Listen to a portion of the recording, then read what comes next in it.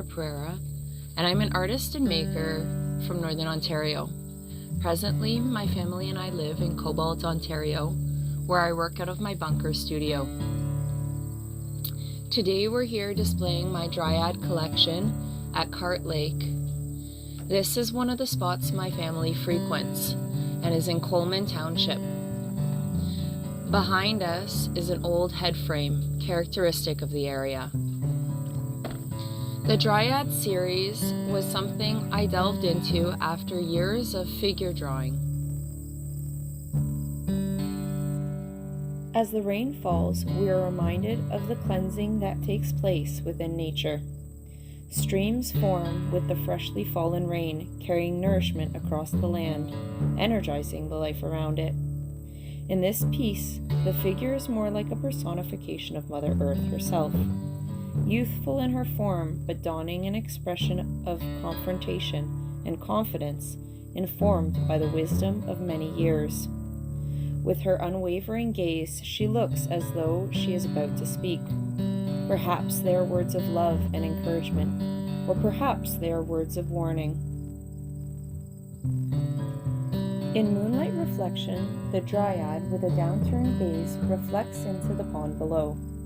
Women are considered to be lunar in nature, as well as being water bearers and the protectors of water.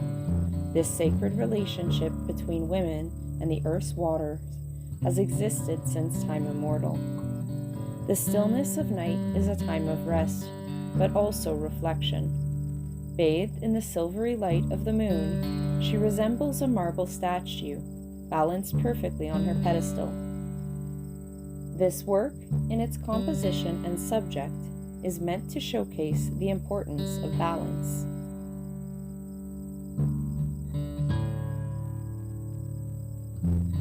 Cedar Sisters takes a more traditional approach to the representation of the Dryad, with the substitution of the cedar tree for the oak tree.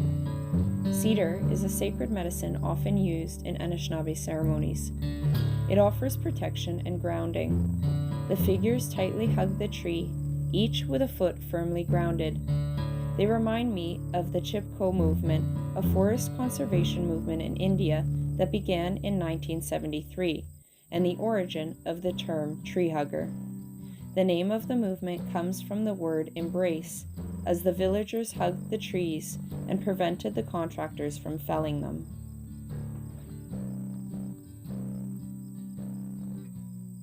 The Dryad, in her seductive pose, can be viewed as the femme fatale.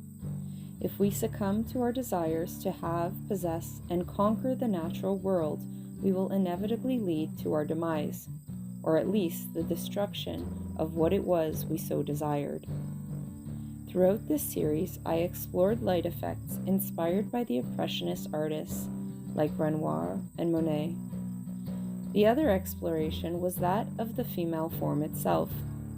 Stream of Life is my take on the classic reclining nude. This striking composition depicts the Dryad lying on a shallow riverbed. The wind gently rustles the branches above as they dance shadows over her outstretched body. There is a tranquil feeling about this work. Her carefree pose and daydreamy gaze invite the viewer to lower their guard and forget their worries. The rhythmic striping of the light and shadows echo the angle of the Dryad's outstretched arm and foreshortened legs, creating a continuous flow like the stream itself. Ariel depicts a Dryad and a fox as they take a midday nap together. Under the dappled light of the lush summer foliage and perched on a moss-covered rock ledge, the two figures blend together into one. The animals are at ease in the presence of the Dryad.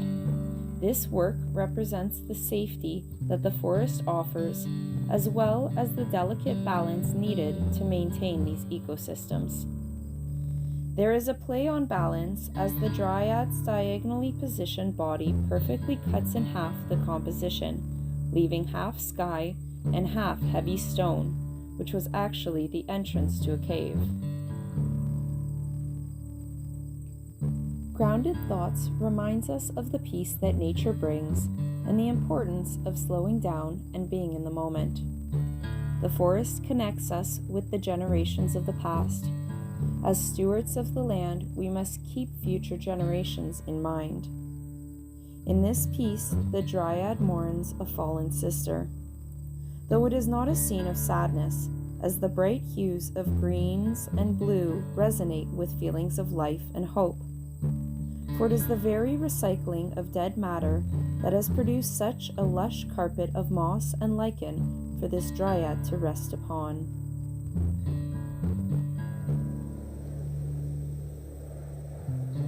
Thank you everyone for your support and interest in my creative journey. I hope to see you all again very soon. Bye for now.